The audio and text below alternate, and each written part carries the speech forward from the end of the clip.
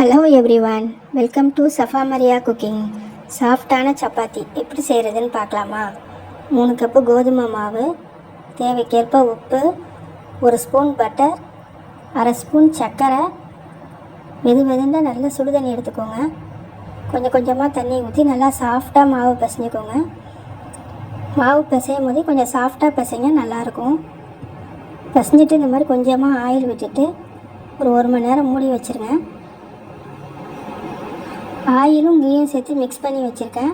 சப்பாத்தி இந்த மாதிரி திரட்டிட்டு கொஞ்சமாக இந்த ஆயிலை அதில் மாவில் ஸ்ப்ரெட் பண்ணிக்கோங்க. இதை நாலாக மடிச்சுக்கோங்க.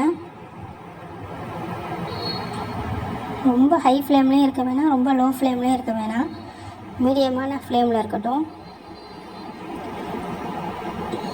போட்டு உடனே திருப்பிட்டு கொஞ்சம் உப்பி வந்தோடனே கீ போட்டு இறக்கிடுங்க. அவ்வளோதான், சாஃப்டான சப்பாத்தி.